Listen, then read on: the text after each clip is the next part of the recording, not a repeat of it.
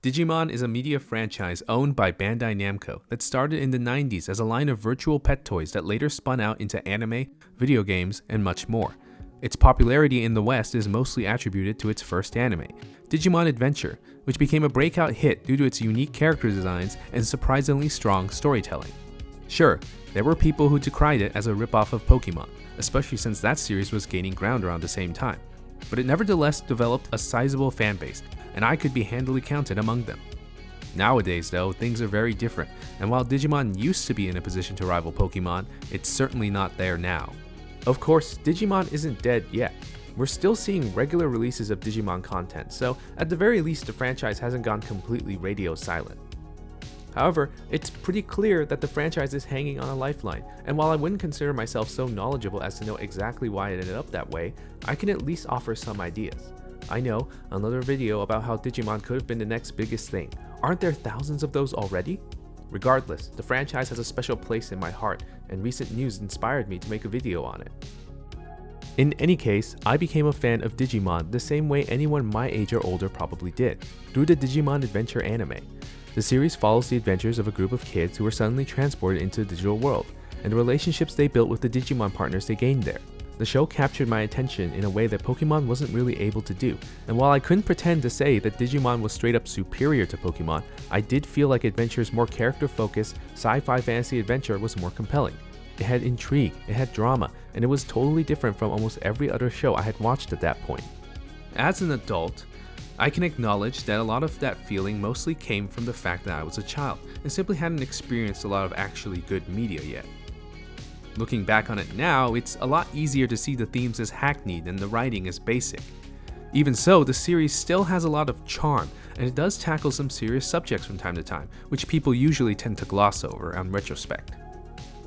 Following Adventure's success, Digimon would experience what I at least consider to be the franchise's peak. Among the usual franchise building moves like movies, video games, and more, the anime series was followed by several sequels, which are generally beloved by the fanbase. These shows essentially ran back to back in the US between 2000 and 2003, and essentially dominated my attention as a kid.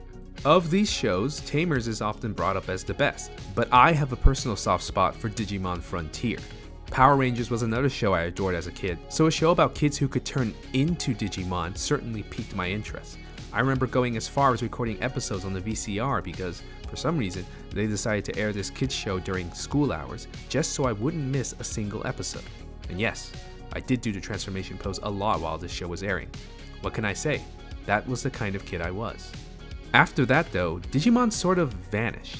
There was about a 4-year gap between Frontier and Data Squad, the next Digimon series, and in that time I kinda just forgot about it.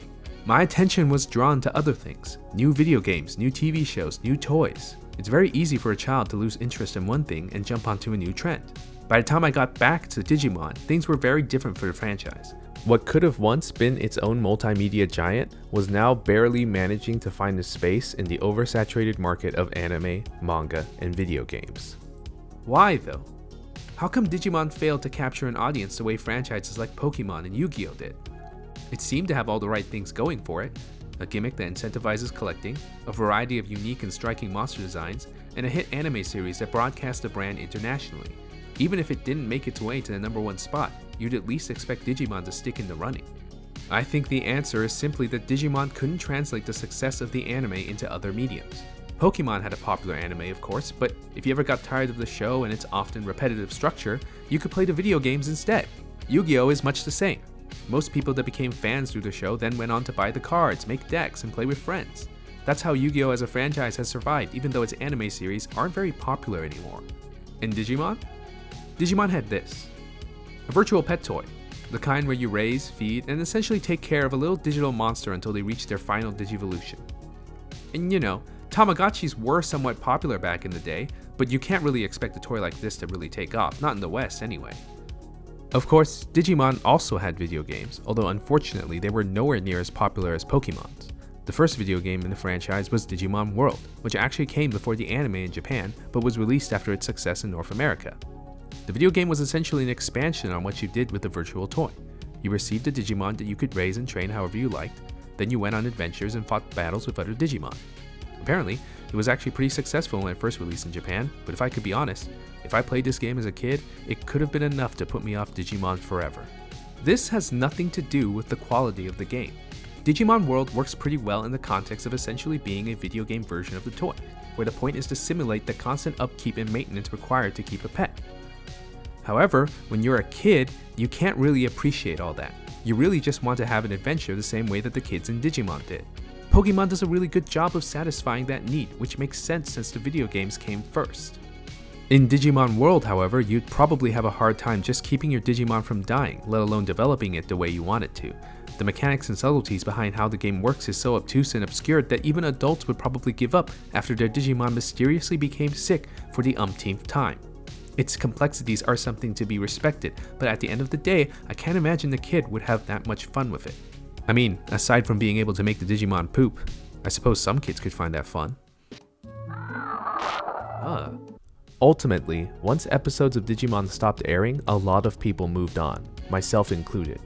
Every now and then, I dipped my head in to see what was happening with the franchise, since it was a big part of my childhood.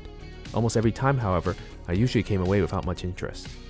That is, until I played through Digimon Story, Cyber Sleuth.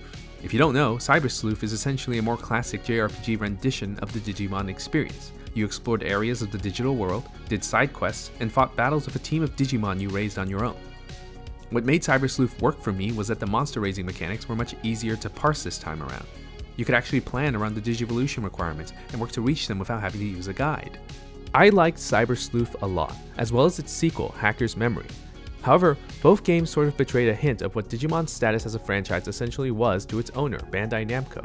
It was clearly low budget, and while the main story was handled well enough, you could often catch typos and odd translations in the side quests and incidental dialogue. It was a big red flag that signaled one thing: Bandai Namco didn't really have a lot of stake in this game doing well.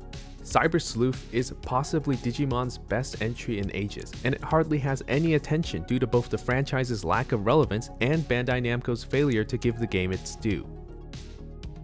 The first State of Play for 2025 held a pretty substantial surprise for Digimon fans, a new game called Digimon Story Time Stranger, slated for a 2025 release. This comes after the release of the Digimon Ghost Game anime and the Digimon Survive visual novel, two entries that tried to lean into a horror slant and came up with underwhelming results. Digimon has been grasping for a win for some time, and while the trailer for Time Stranger doesn't tell us much, it does feel like they're trying a little harder this time.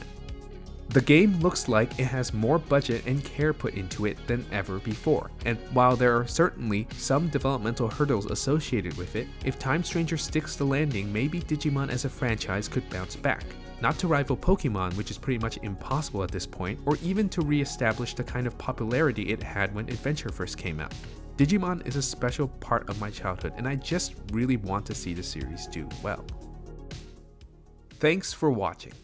There are a few things I have more nostalgia for than I do Digimon, and while I acknowledge that it's in a rough spot, I can't help but hope for a miracle.